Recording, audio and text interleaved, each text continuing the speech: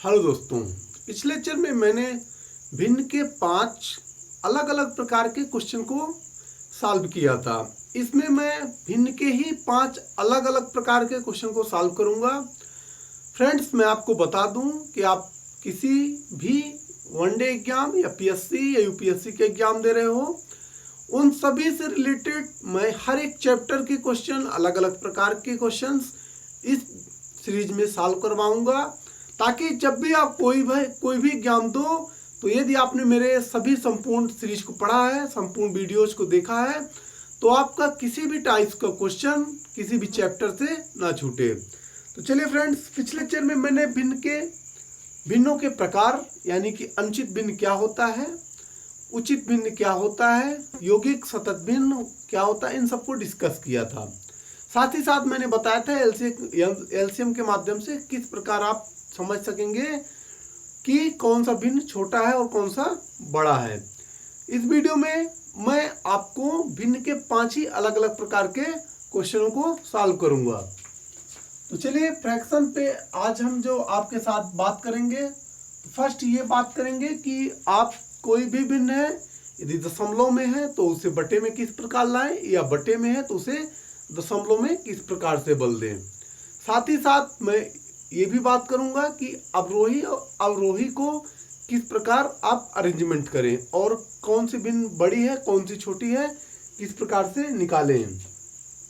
उसके साथ ही साथ यदि ऊपर किसी भी भिन्न में बार लगा हुआ है तो आप उसे डेसिमल में या आप दशमलव में कैसे कन्वर्ट करें। तो चलिए फ्रेंड्स, अपन देखते हैं भिन्न में सर्वप्रथम अपन देख लेते हैं कि किस प्रकार से आप किसी भी दशमलव में रखा है उसको कैसे बटे में कन्वर्ट करें। सपोज दैट, मान लीजिए 0.58 है, 0.58 है, इसको आपको यदि बटे में कन्वर्ट करना है तो क्या करना पड़ेगा। इसको बटे में कन्वर्ट करने के लिए आपको 100 का यहाँ पे भाग दे देना पड़ेगा।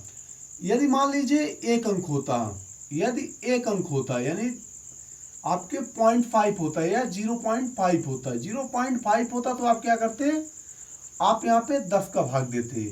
यदि मान लीजिए और होता 0 या 5.0 होता है यानी 0.50 होता, तो आप क्या करेंगे, यानी कि पॉइंट के बाद जितनी भी संख्याएं रहेंगी उसके आप रिस्पेक्ट में एक 0 रखेंगे नीचे साइड। तो यहाँ चूंकि 0.50 है इसलिए आप क्या रखेंगे, 100 रखेंगे। ऐसे में आप इसको काट देंगे तो जो ये आएगा तो 1/2 आएगा।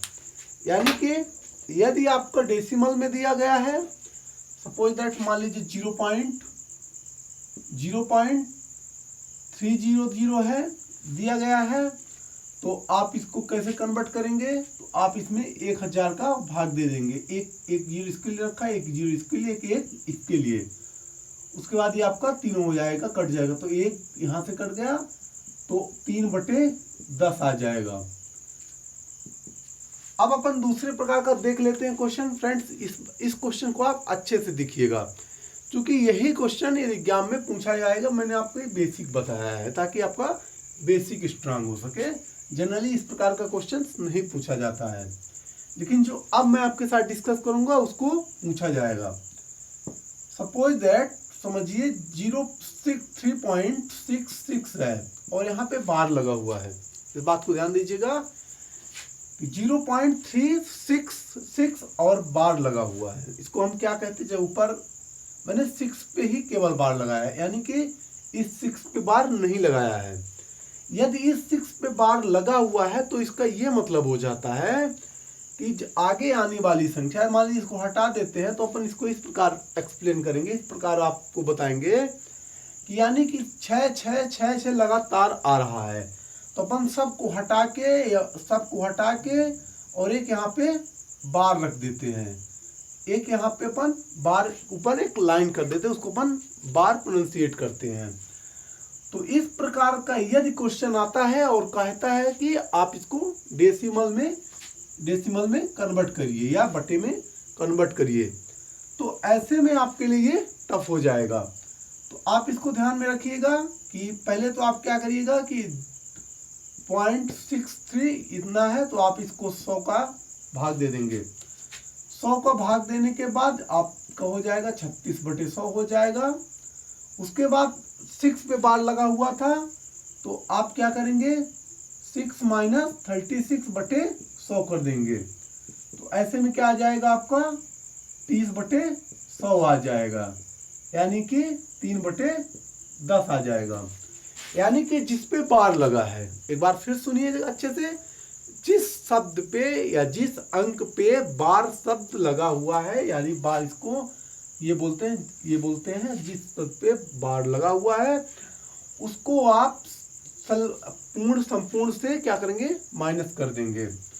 और माइनस करने के बाद जितने अंक पे, जैसे मान लीजिए यदि लगा होता 3.367 और यहाँ पे बार लगा होता तो अपन क्या करते हैं कि 1000 से मल्टीप्लाई कर, 1000 के 3 ऊपर है तो 3 अपन ने नीचे 0 रख दिया। रखने के बाद आप क्या करेंगे इसको 7 से माइनस कर देंगे, यानी कि 7 - 377 तो आपका कितना आ जाएगा, ये 300/1000 आ जाएगा। तो 2 से 0 अपन ने माइनस कर दिया। उसके बाद तो बच्चा कितना आपका 3/10। तो इस प्रकार का यदि आपसे क्वेश्चन आता है तो आप इसको माइनस कर लेंगे। चलिए एक अलग प्रकार के क्वेश्चन को आपके साथ डिस्कस करेंगे। फ्रेंड्स, यदि आपने अभी तक मैथ में आप बहुत कमजोर हैं तो आपको मैं प्रॉमिस कराता हूं कि आप मेरे संपूर्ण वीडियोज को देखते जाएंगे तो मैथ आपका बहुत स्ट्रांग हो जाएगा, यानी इतना स्ट्रांग कर देंगे कि आपका कोई भी एग्जाम, चाहे आप एसएससी का एग्जाम दे रहे हो, व्यापम का एग्जाम दे रहे हो, कोई भी स्टेट पीसीएस का एग्जाम दे रहे हो, पीएससी का एग्जाम दे रहे हो, या आप व्यापम का एग्जाम या कांस्टेबल एसआई कोई भी एग्जाम दे रहे हो तो आपका मैथ से क्वेश्चन नहीं छूटेगा, ये मेरा प्रॉमिस है। अब देखिए एक आता है आरोही क्रम आता है, आरोही क्रम में लिखने के लिए आता है, और एक आता है आपके अवरोही क्रम में लिखने के लिए। तो लड़के तो सर्वप्रथम यहीं पे कंफ्यूज होते हैं कि आखिर आरोही क्या होता है, अवरोही क्या होता है। तो इस बात को आप अच्छे से एक बार देख लीजिए। आरोही मतलब ये होता है कि छोटे से बड़े की ओर बढ़ना है। एक बार फिर सुनिए, आरोही क्या होता है, छोटे से बड़े की ओर बढ़ना। 1 2 3 4 5। और अवरोही क्या होता है, 5 4 3 2 1। यानी कि जब आरोही लिखने के लिए आपको बोले, आप समझ लिए अपन ने एक क्वेश्चन ले लिया 1.2 1.3 और 1.1/4, सॉरी 1/2 1/3 1/4। अब इसको आपको आप जानते हैं 0.5 इधर आएगा और 0.25 इधर आएगा और आपके 0.67 यहाँ पे आएगा, सॉरी 67 नहीं आएगा, यहाँ पे आपके आएगा 0.33। तो यदि आपको यही आरोही में बोले, आरोही में बोले तो सर्वप्रथम आप क्या करेंगे 0.25 इज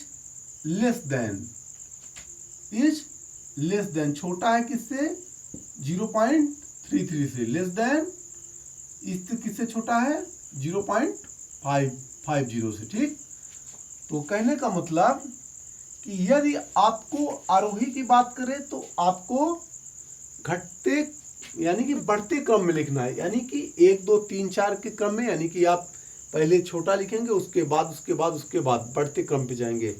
और अवरोही लिखे तो आपको क्या करना है, पहले सबसे बड़ा आपका क्या हो जाएगा, जैसे मान लीजिए इसको अपन यदि अवरोही में बोले लिखने के लिए तो आप क्या करेंगे 0.5 पहले आएगा आपका, उसके बाद 0.33 आएगा, उसके बाद आपके 0.25 आएगा।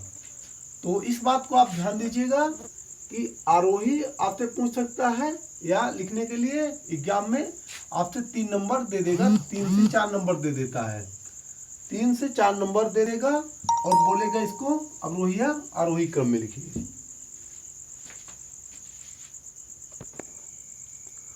तो आपको अवरोही और आरोही के लिए बोल सकता है फ्रेंड्स। तो आपको 2 या 3 नंबर दे देगा कि आप इसको आरोही या अवरोही क्रम में लिखिए। तो आप क्या करेंगे, डायरेक्ट आप मल्टीप्लाई यानी भाग दे देंगे। भाग देने के बाद आपको ऐसे ही कर देना है। चलिए, जिन बच्चों का कॉन्सेप्ट उनको भिन्न करना नहीं आता, प्लस करना माइनस करना नहीं आता है, चलिए हम थोड़ी देख लेते हैं, बहुत बेसिक चीज देख लेते हैं। सपोज दैट 1/2 है और 1/3 है। छोटे से एग्जाम्पल पे आप समझ लीजिए कि आपको किस प्रकार से सभी क्वेश्चंस को सॉल्व करना है। जिनका बहुत बेसिक कमजोर है, जिनको भिन्न में प्लस माइनस करना नहीं आता, मैं उनके लिए बात कर रहा हूँ। ठीक, तो आपको क्या करना है, जब ऐसे क्वेश्चन आ जाए, मान लीजिए 1/5 है, ऐसे क्वेश्चन आ जाए यानी जहाँ पे प्लस करना हो, तो यदि आपको नहीं आता तो आप क्या करेंगे, नीचे वाली यानी जो हर है, इसको क्या बोलते हैं अपन, हर, इसको बोलते हैं अंश, सबका आप क्या करेंगे। सपोज दैट मान लीजिए यहाँ पे 3 है, यहाँ पे 2 है और यहाँ पे 7 है। क्या करेंगे आप, 2, 3 और 5 का एलसीएम ले लेंगे। तो जो भी नीचे रहेगा उसका क्या करेंगे आप, एलसीएम लेंगे। सर्वप्रथम क्या करेंगे आप, एलसीएम लेंगे। एलसीएम आप लेंगे तो आप 2 से काटेंगे तो 1 आ जाएगा, 3 बचेगा, 5 आएगा, 3 से काटेंगे तो 1, 5 आएगा तो 5, तो 5 × 15 यानी 30। आपका कितना है, यहाँ पे 30 लिखेंगे। 30 लिखने के बाद आप इससे क्या करेंगे, भाग करेंगे, यानी 30 से आप 2 का भाग करेंगे, 2 का भाग करेंगे, फिर 3 का भाग करेंगे, फिर 5 का भाग करेंगे। जब आपने 2 का भाग किया तो कितना है आपका 15 आया। तो 15 और ये 3 था, 15 था 45 प्लस 3 से आपने भाग दिया तो आपका 10 आया। 10 आया, 10 दूनी 20। फिर आपने 5 से भाग दिया, 6 7 42। आपने सभी को प्लस किया तो 2 5 आपके 7 हो गया, 2 5 7 हो गया और 4 2 6 4 10 हो गया।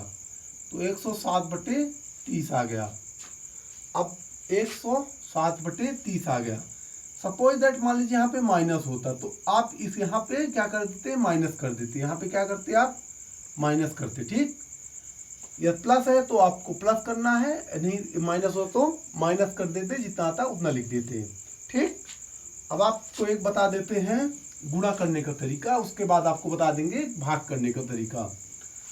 तो गुणे में क्या होता है, सपोज दैट मान लीजिए 3/5 है, इंटू 3/5/3 है, तो 5 × 15/15 हो जाएगा, बराबर कट के 1 आ जाएगा। यानी इससे यहाँ से यहाँ इस साइड, यहाँ इस साइड आप भाग गुणा कर दोगे।